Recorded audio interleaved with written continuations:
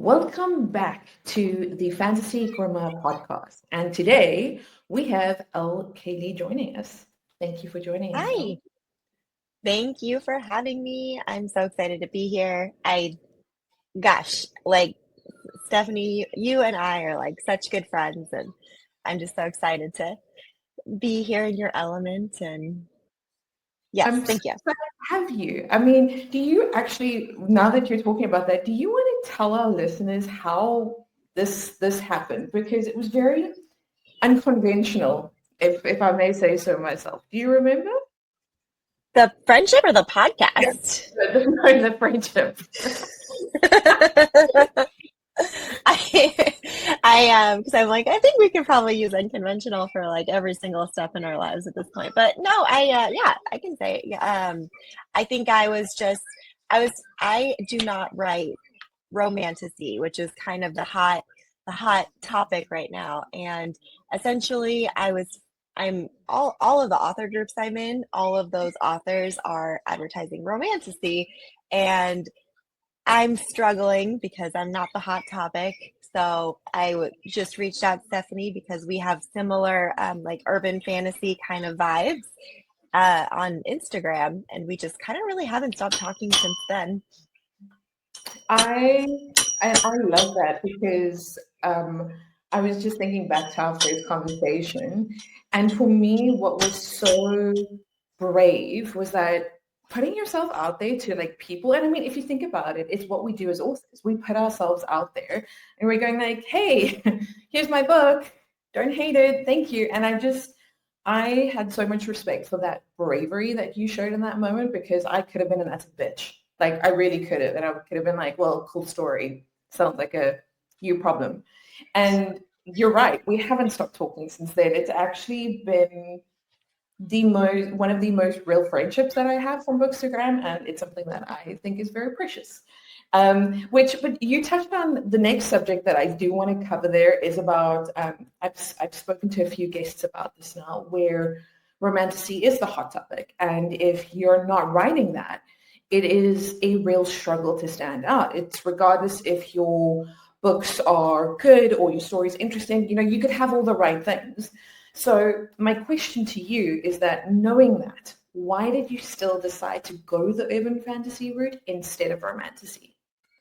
I have to say that when I first wrote like the first book in my series, I didn't know anything about, like writing to market or just what was popular. I really just had a story in my head and I wanted to write it. And it was not a romantic story. It's a trilogy, so there are some romance plot points, but I in no way can advertise it in that category right now. But I am going to try to be writing one coming up. So we'll see how that goes. A lot of people still die in it, so we'll see. I don't know. Sorry. You are such a typical author. You're just like, cool, let me kill some characters. Like casual. I really struggle to keep my characters alive. Like it is a constant effort. I'm sorry, that is I think if anyone has ever written this story, they will know that is such a relatable issue. And you're like, oh, I don't want to kill this character, but I have to. And then you kind of go through this whole argument with yourself, and you're like, no, but maybe I can bring them back. And you're like, no, I can't. Yeah, Yeah. I feel you. No, I literally had a character in my second book, and I got so stressed out about him because he was everybody's favorite character in the first book. And I was like, I don't know what to do with him. Like, people like him too much. So I killed him. And The way you say that with this like a straight face, you're like, kill him. it was too much pressure. I couldn't handle it. So, It's actually what my latest release. One of my ARC readers. I didn't do a massive ARC run this time, and she just begged me. She was like, "Give me a copy of the book," and I was like, "Cool." And one of the characters I killed off, I obviously won't say which one. She angry messaged me on Instagram. She was like, "What is happening? Why?" And I was like, "Listen, it made sense to the story. Like we need character motivations. This is a great one." We do write very similar in the sense that we write similar genres. We also write multi-POV, which yeah. I know is sometimes a little bit of a tricky balance. If we look at popular series like Zodiac Academy, where they have tons of POVs, sometimes it's a little bit hard to keep track, even for someone like me who enjoys it. And I know sometimes readers can struggle to keep up. I personally, having read your work, found the way that you handle it very easy to follow, and your characters were very distinct. How did you handle that? Like, what was your process behind writing the multi POVs? I think it honestly, so this was my first book, and I think it actually helped me write a book. Like it felt less daunting to say I need to tell a single character story and write like a whole book. So it actually helped. I think it was like almost like a trick of my brain to just actually be able to finish a story. And I'm very like stage and movie oriented. So, a lot of those, um, like Game of Thrones and like if it is technically like shot in like a multi POV, so I could just really grasp that a lot easier. Like it just seemed like there was more story to tell, so it made it less daunting to write like 100,000 words in multiple POVs than it did in one. Like the one point of view seemed so scary at the time, and I'm writing that now for a different book, and now it definitely seems more doable. But this was honestly, it just came in because it seemed you know, less scary to me, which is funny. I'm now finding out that people feel the opposite of it, but in my brain, it seemed easier. I can completely relate to that as well. I know I'm saying that a lot this episode, but it's just for me, it's refreshing not only as an author but as a reader as well to actually share so much in common with you here. And I know that for me, the Rule of the Damned was a push for me because it is four POVs, and I've never written four POVs before. And I have mentioned in the past that I there was one character that feedback from the beta round was that it was sounding a little bit too much like the other characters, so I had to do some work there. And now for the Clash of the Damned sequel, I'm introducing another POV, which is a stretch for me. So it doesn't come naturally for me, but it makes sense for the story, so that's why I am pushing it. So it's so interesting to hear how it's quite natural for you. I just have more than one voice in my head. Which outside of the discussion sounds really crazy, but we're authors. Like if we talk about our characters like they're our friends, are we even an author? Yeah, yeah. No, it's definitely just there's just too many voices in my head, and it just seems way easier to just let them all out at once, and you know, than to just go at it for a single person and just kind of have to mush it all together. Oh, you were touching Trope. on tropes, yes. And we were chatting about this and how when I joined Bookstagram about 2 years ago, I had no idea that tropes existed. I didn't even know it was a thing I needed to use to market. And I No. did some research and I was like, okay, so it's basically themes, book themes. And I know you're not a massive fan of marketing about tropes. So I'd love to hear your thoughts behind why. And then the follow-up question, do you think an author can get away without using tropes to market? I mean, I'm sure it's possible. I think it's actually really hard to do that these days because I think it does sell books really well. I struggle with tropes in my marketing because I'm nervous that it's going to bring the wrong audience in. Again, I don't like my story that is out right now, my trilogy. It's not a romance, but the type of job my character has, there's open door spice, and the tropes will point to it being a romance. So it works really well if your book is like, a little bit more face value.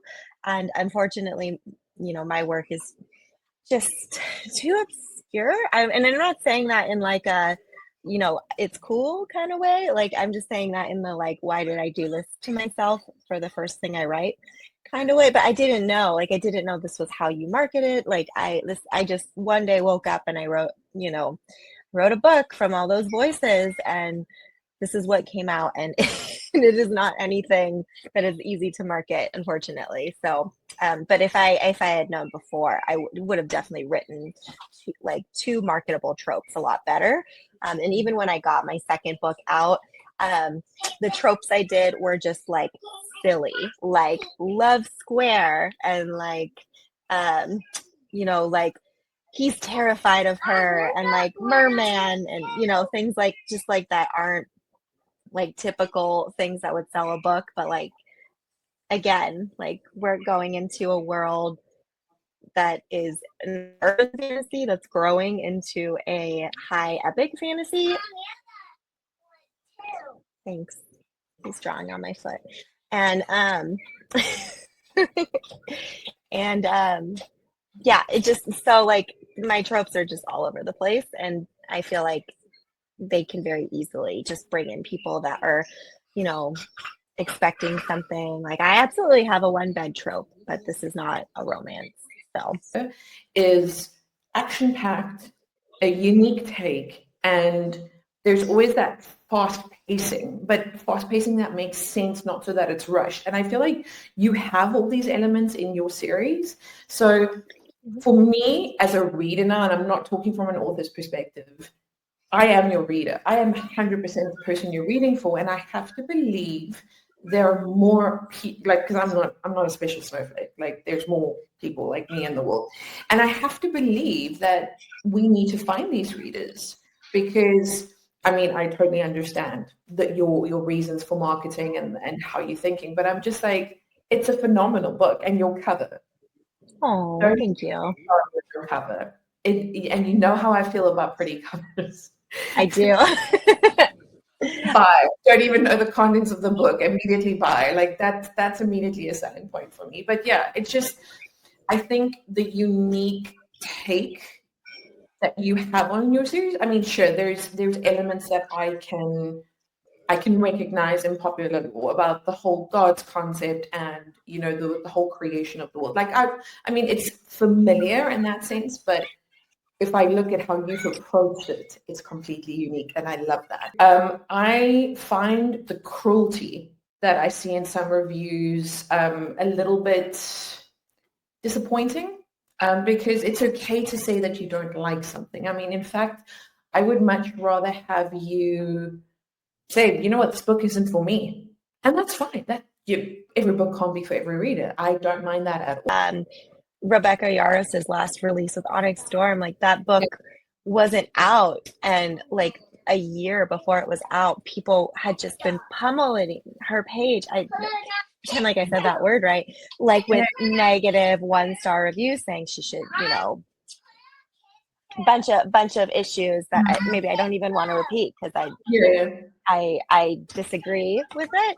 But so like people are just kind of taking that cruelty, and it doesn't matter how successful you are. I'm nobody, so you know, I'm definitely a lot easier to attack. But you know, you see it with the superstars as well, and it's heartbreaking. It's like, you know, she's talked so much about how writing that last book was such a mental health struggle, and how it was so hard for her. And I haven't read it yet, so I can't attest to anything, but I'm sure it's amazing. Like, somebody poured their heart into something, and they worked on it, and they worked on it specifically really quickly for their fandom, which in itself is exhausting. But that's kind of what she got met with, and that's pretty disappointing. So I actually didn't realize, because I thought her backlash had died down with Fourth Wing, because when she released Fourth Wing, there was a little bit of backlash about being a military wife. I'm just going to focus on that issue.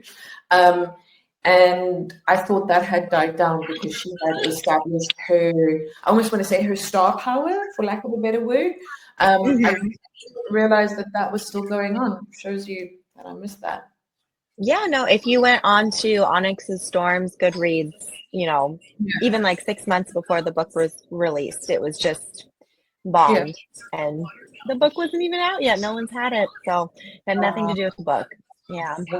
wow, that is disappointing. And I will tell you that regardless of how I feel about Rebecca Yarros as an author, by the way, I actually love her. I think she's definitely had media training. And I do think she is automatically a charming personality, which helps.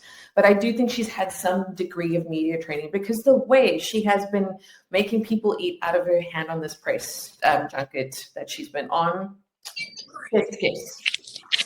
And for me, having someone of her level of fandom being able to engage with her fans in a fun way, the way she does, I think that's incredible. I will still buy her books regardless of my thoughts on Onyx Storm, which I won't tell you because you haven't read it yet. Um, No, I because did I try it though. progress, we're getting there. I know. Um, I have a lot of respect for her as an author, and I think I will support her because of that. Even if, and I'm not saying I did, even if I give Onyx Storm a 2 star, I really didn't, I would still buy her next book because I like her brand as an author. And that is something Hmm. that is positive. So I want to take it back to Glasswings because you being an overachiever, you didn't go with just one original species, you went with two. The Frey and the Canary. Did I say that correctly? You did, and get ready for the second book because there's way more than that. um, Basically, anything magical in this series is completely made up and not like I have like kind of these ghost things, but they're not ghosts, and like it's this whole thing. I think merman is like the almost the closest thing to folklore as we know it currently, but they're not even called that. They're called something completely different, and then they can just kind of shift and walk right on the earth. So it's a whole different thing. But yes, the Ray and the Canary are the first two things that you um, get introduced to. And when I market them, I basically just say like demons and gods. So two original species in my first book, and they are introduced as the Canary and the Vray. They are uh, species, but they're also, it also works as like a clan as well. So the Canary are essentially demigods. There are creators even above them that have created them. And then the Canary are basically like the power on Earth, and they're fostering life on Earth. There is the Vray, who are like a demon vampire mix. And that's where all the kind of like the fun, saucy, spicy things happen because, they're super attractive and they bite you, and then you fall in love with them when they bite you. But it turns into, quite a back and forth kind of um, trying to constantly kill each other because the Vray were literally created by like a jealous deity who doesn't like the Canary were created, and she created them just to mess and attack and kill Canary essentially. So, first of all, I have said this to another guest, but I'm going to say it to you as well. Your brain is incredible. I mean, Oh. I realize that I also write books, so that's maybe a bit weird coming from me, but I'm more of a come up with a cool story kind of person and then just like fill in the gaps with urban fantasy, which exists. So I don't have to come up with that much world building. And you're just like, hey, hold my beer. Let me just come up with a few new species. And I understand now why readers say that is so impressive because I'm impressed. And like I now understand your earlier comment of you saying this is moving in towards epic fantasy territory. Because if you're just like, hey, let me just throw a new few species in each book, are you saying that by book 3 we're going to be in epic fantasy territory? Yes, like it's almost it. There's like one scene in the third book that is in the real mortal realm. So it almost is completely high fantasy. Um, and one trouble that I've run across is that my map is so big that I really can't use all of it. So I have to, I think I'm going to be doing standalones a few years down the road to be able to, do something with my map. Because my Cool. map is literally the world map, and it's a complete replica of just like our regular Earth, and then we call it Mirrorless, and then there's the Earth realm, and then there's like portals that kind of get you between the two of them. So anything that like physically happens in the Earth realm, like an earthquake or something, will also happen there. So like one fun thing that I just wrote was there was like um, a, a radiation plant that like blew up, and so like in Mirlosis, like ash was like raining down in that area of radiation. So but like nobody knew why, and stuff like that. So Number one, I know we've briefly discussed being a plotter versus pantser. So my first question is, how the hell do you keep track of all of this without talking yourselves into plot holes and forgetting details? Because that is quite something. I keep everything in my head, plot holes. I unfortunately don't have a really great answer to this, and I I just do it. I don't know. I really don't. I think about the story a lot, and I think the fun thing about the trilogy is because of the pace at what I'm writing. Like I published the first book, but I had the first draft of the second book totally done. Um, and so I could start going into edits. And then the same thing happened with the third. The third I finished a month about after the second one debuted. So it made it so I could go back and like, before something got published, I could be like, oh, I'm going to add this little Easter egg in here or something like that. Or maybe something I wanted to happen in the third book, like didn't just quite connect like 100%, but like I could run back and like, make that change really quick before it published. So I think that's probably, if we're like bringing it down to like bullet points and not just, you know, talking about those voices in my head again, then it's probably just something along the lines of the pace that I'm writing. I think it would be a completely more difficult journey if I was, writing like Tolkien, where it's, one book a decade, and that is lore, like that is law now. Whatever happened in that book, I can't change anything. So yeah, I would say definitely if you're writing a series, like I would probably write them all together, because that way you can just go in and make those quick changes before something gets published. That's what's working really well for me. That's actually a really great piece of advice. I actually didn't think of it that way because, of course, I go and make things difficult for myself. I start a new series before I finish an existing one. Really interested to understand what you went through. So maybe I should start doing it that way. You could try it and see if it works, because I really don't think that um, plotting is for me. I really struggle when I know too much about what I'm writing. I even finishing this third book has been so difficult because I can't just leave it on a cliffhanger. I have to wrap it up and actually make a real ending. And because of that, and this is the first time I've ever done that, I wanted to make sure that it was good and it made sense and the emotional impact hit. So I knew what the ending was, and it was so hard for me to write the book knowing what the ending was going to be. So hard. Um, so other than that, I would say my editor has said like things seem well plotted out. It seems like I've plotted, and I think that's just because of the consistency that I'm writing this story and like being able to go back and just like make those little changes. I think that's really helped overall. Because otherwise I probably would also, fall into 100,000 plot holes. I'm sure there's probably some in there. Someone will tell me, right, on my Goodreads reviews. So what I'm starting to understand about you is that writing is very instinctual for you, where if you follow your instincts, the story happens. And look, we have a couple of original species to show for it in a great story. And if you have a chance to overthink it, that's kind of where the wheels fall off the bus a little bit for you. I wanted to discuss with you. So you were talking about your world map. and how there's still so much that you can write about that you haven't covered in the original trilogy.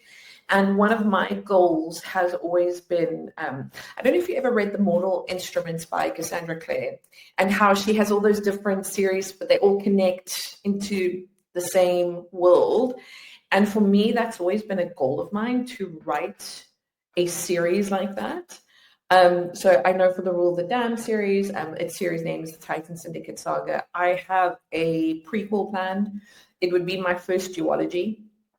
And I'm playing with the spin-off sequel idea as well. And that's really what I wanted, is to be able to do that. And just as I'm thinking about that, I feel like that would work for your series really well.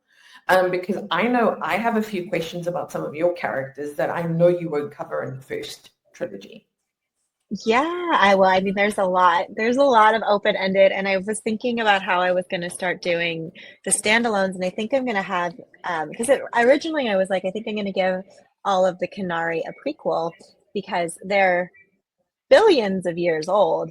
So I'm like, it'd be really cool if like, one of them was like, oh, I'm a cowboy romance now. And like it it just seemed like it seemed like a really exciting way for me to learn more about writing. Yeah, And kind of like explore other genres while staying in this world that I created, and just give people, like people really love Joser, and they love like that he's like dark and like, you know, drinks really. whiskey and yeah, exactly. So like he would be an amazing cowboy, like but just things like that. But I think I'm actually going to go the opposite way now that I am finishing the trilogy, and do like after all of it, and I'm going to actually have the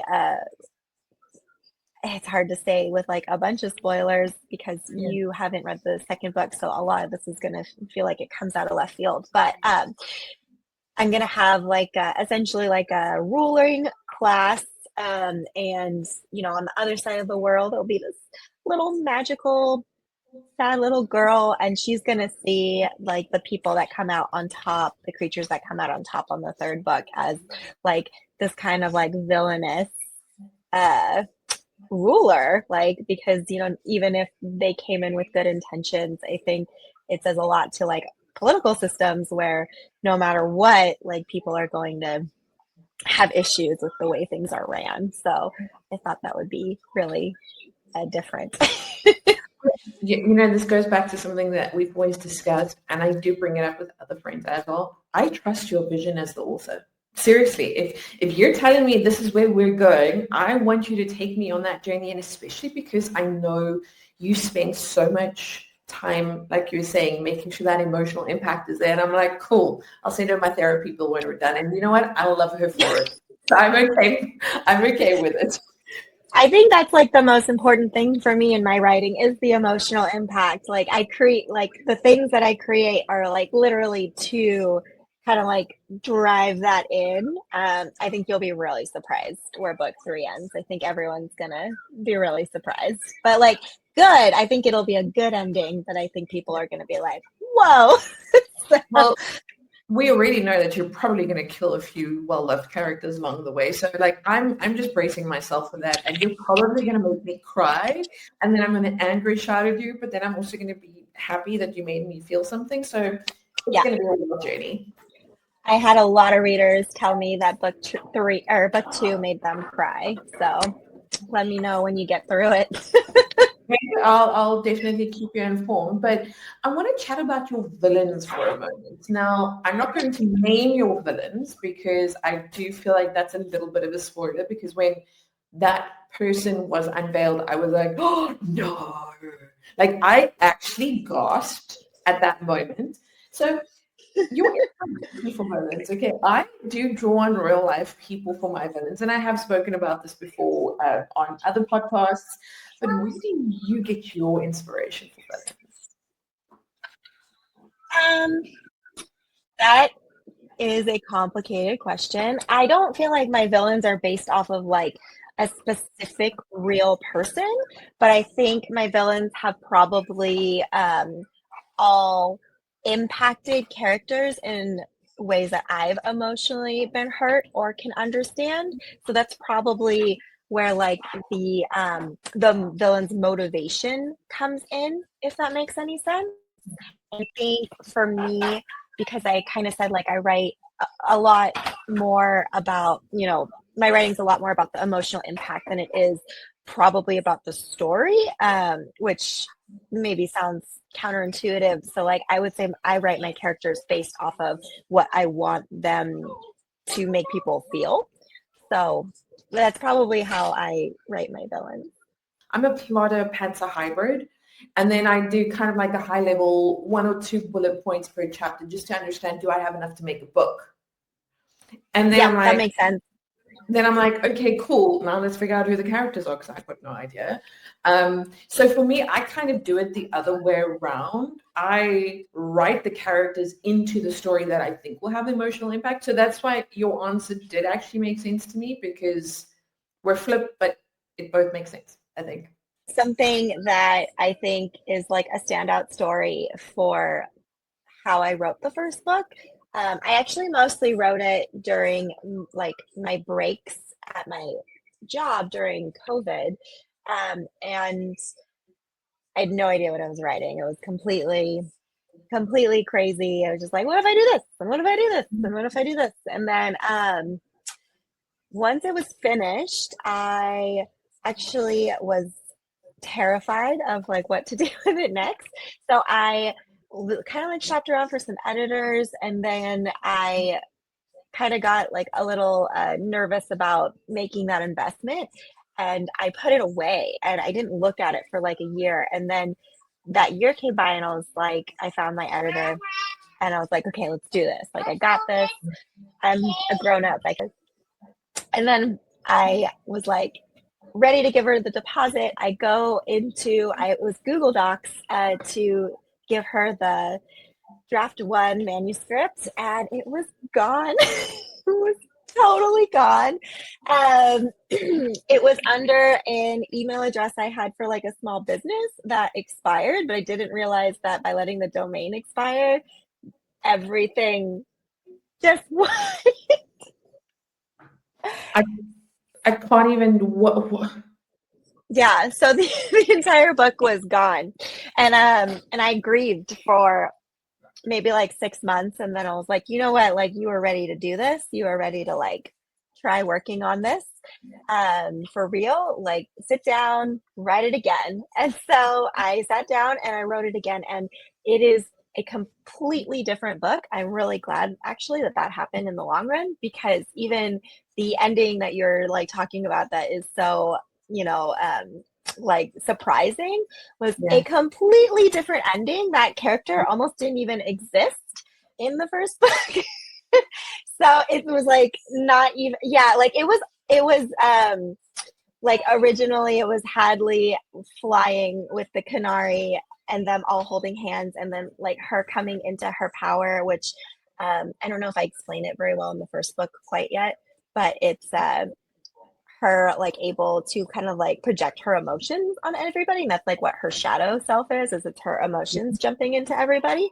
And You hinted at it. You yeah, it definitely. goes more into it in book 2 for sure.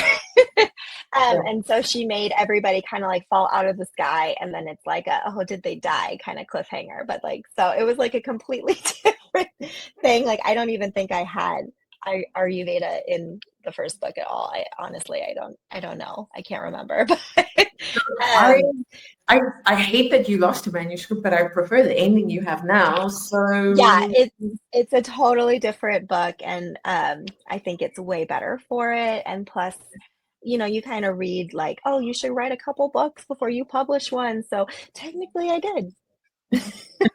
you were talking about the cowboy romance. I love that. I actually think you write an amazing cowboy romance.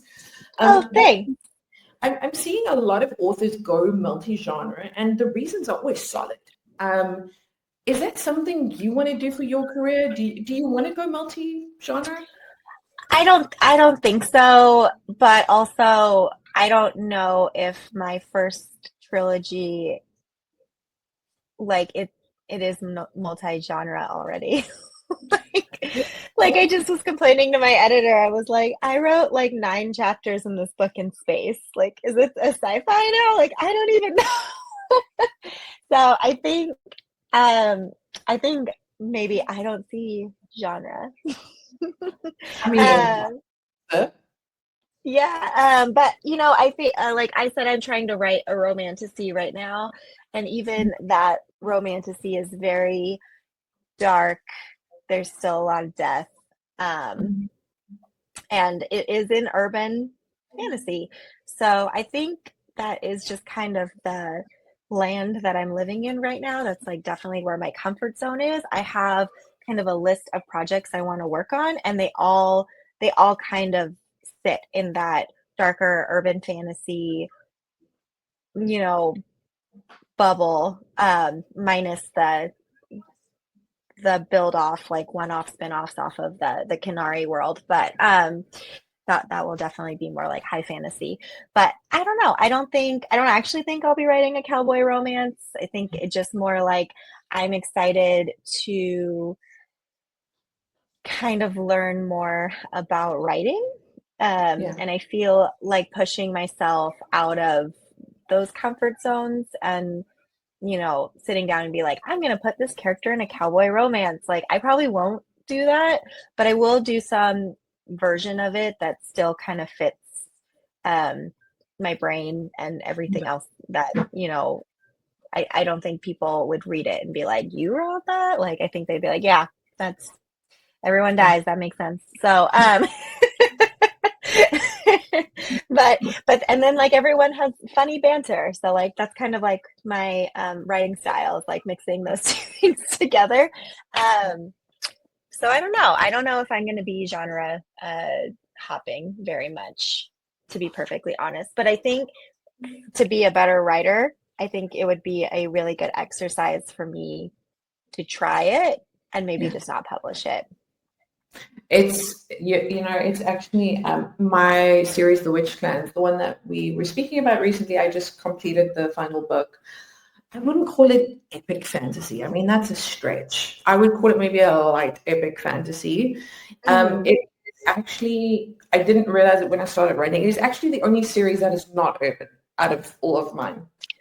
Yeah. And I tried it, and I'm I actually really ended up enjoying the story. So like I have no regrets, but that's how I know that urban fantasy is my thing, because it is where I am the happiest. It's not to say that maybe I won't write an epic fantasy in future. Sure, the possibilities are endless. It's just where I am right now. It doesn't feel like it's my thing. My thing is action packed. It's gonna be dark, and we'll sprinkle in a tiny bit of romance there. Like it'll be there, like maybe for 5 pages or 10. But Hmm. like that is my thing right now.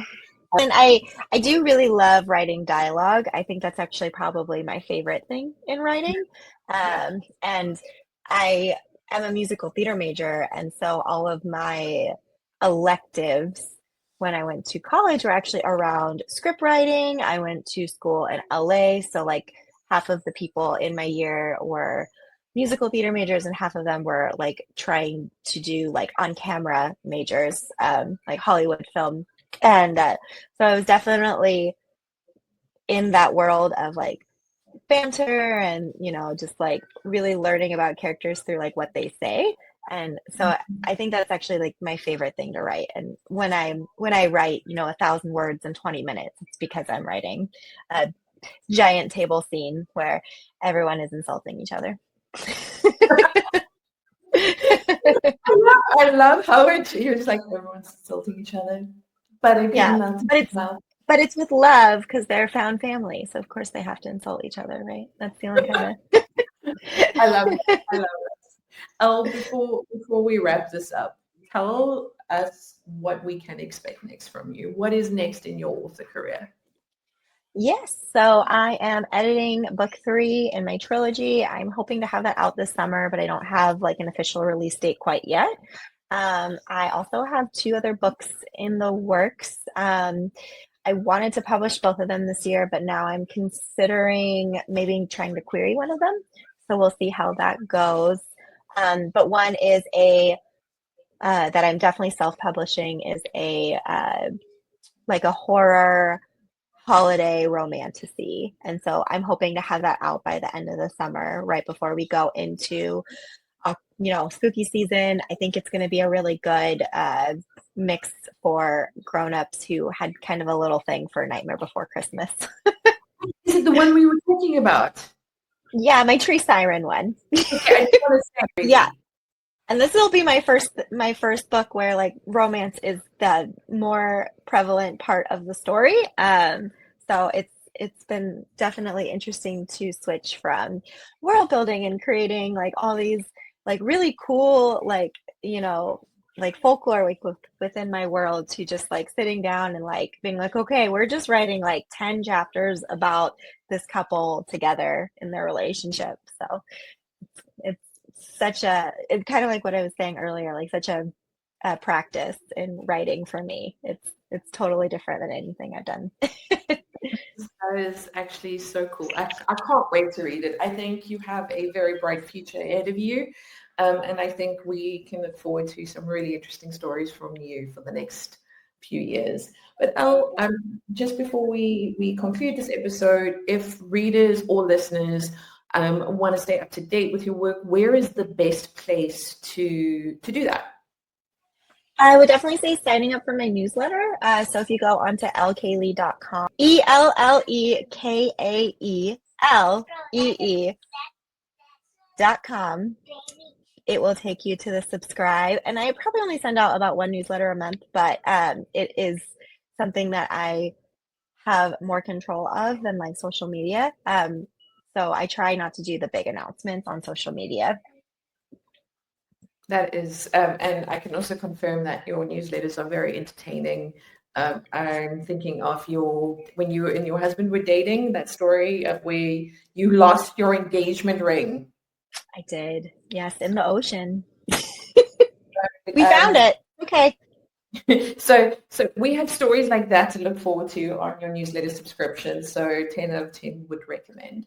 Elle, thank you so much for your time today. You have been an incredible guest. I'm probably going to get you back at some stage because this is a vibe and I love that. I hope you have an incredible day and we'll chat to each other soon. Thanks for having me. This was so much fun. Bye.